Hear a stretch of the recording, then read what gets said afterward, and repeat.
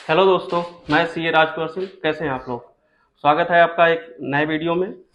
और इस वीडियो का जो टॉपिक है वो अ, काफ़ी नौकरी पेशा लोगों के बीच में एक बहुत ही बड़ा क्वेश्चन बना हुआ है कि न्यू टैक्स रिजीम ऑप्ट करें या ओल्ड टैक्स रिजीम ऑप्ट करें।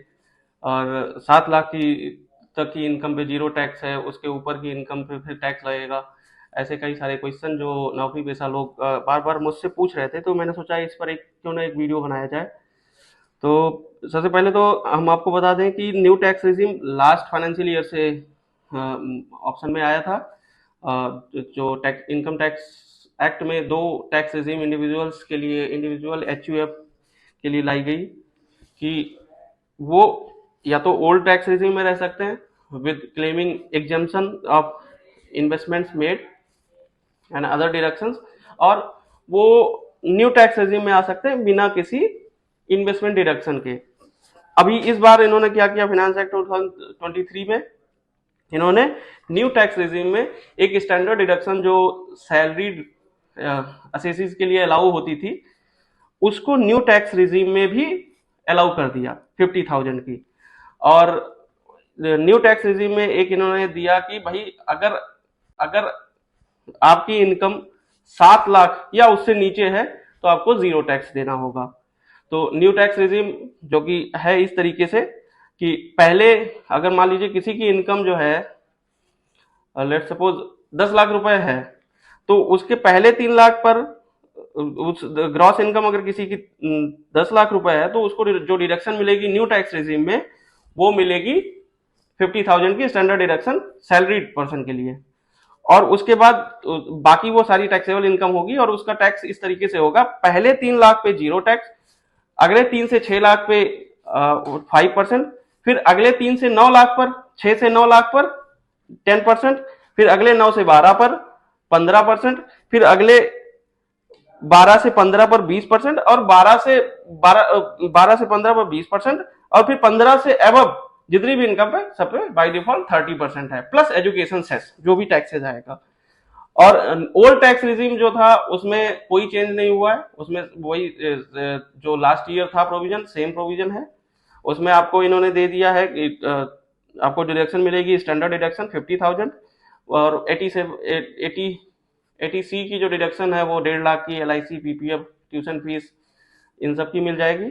बाकी उसमें जो आपको हाउस, अगर किसी का होम लोन है तो उसको इंटरेस्ट की डिडक्शन अप टू 2 लाख मिल जाएगी, और बाकी सब सेम है उसमें जो है। तो अभी हम डिस्कशन जो कर रहे हैं new tax versus old tax है क्या। न्यू टैक्स में आपको कोई इन्वेस्टमेंट की डिडक्शन नहीं मिलेगी, और ओल्ड टैक्स रेजिम में आपको पूरी डिडक्शन मिलेगी इन्वेस्टमेंट्स की जो मिलती आई थी अब तक। हाँ, लेकिन उसमें जो रिवेट वाला जो टॉपिक है, जैसे इसमें की जो लिमिट कर दी कि अगर किसी की इनकम मान लो 7 लाख या उससे नीचे है, तो उसको 87A में जो रिवेट मिलता है वो 25,000 के टैक्स का मिलता है।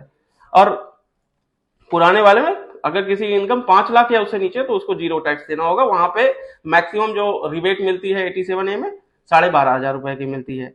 ये मतलब एक सिंपल सा प्रोविजन है।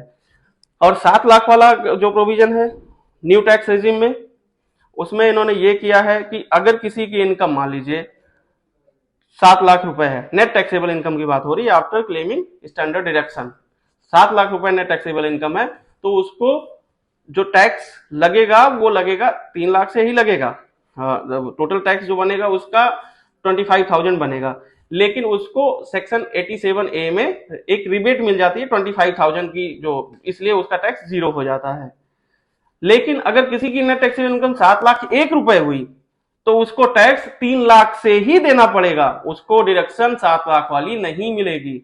ये एक जनरल एक जो कंफ्यूजन है आम आदमी के मन में कि अरे अब तो 7 लाख तक पे जीरो टैक्स है, उसके ऊपर जो है फिर टैक्स लगेगा। नहीं, अगर आपकी इनकम 7 लाख या उससे नीचे है तब तो उसके वो आप 7 लाख का 87A का रिबेट का बेनिफिट है आपको मिलेगा। लेकिन जैसे ही आपकी नेट टैक्सेबल इनकम 7 लाख 1 रुपए हुई तो आपको वो उसका रिबेट नहीं मिलेगा, और आपको 3 लाख से ऊपर जितनी भी इनकम है जो एप्लीकेबल रेट है उस पर टैक्स देना पड़ेगा। और उसके अलावा जो एक और गवर्नमेंट ने इस बार प्रोविजन किया कि अगर एसएसी खुद से ऑप्ट नहीं करता है कि कौन से रिजीम में उसे जाना है, तो बाय डिफॉल्ट वो न्यू रिजीम में चला जाएगा। तो इसलिए इस बार रिटर्न फाइल करते समय आप बहुत ही केयरफुली चूज करिएगा ये ऑप्शन, न्यू टैक्स रिजीम या ओल्ड टैक्स रिजीम किस में जाना है। नहीं तो बाय डिफॉल्ट आप ओल्ड न्यू टैक्स रिजीम में चले जाएंगे और आपको उसके हिसाब से जो भी टैक्स बनेगा उसके हिसाब से आपको टैक्स पे करना होगा और उसके हिसाब से आईटीआर फाइल करना होगा।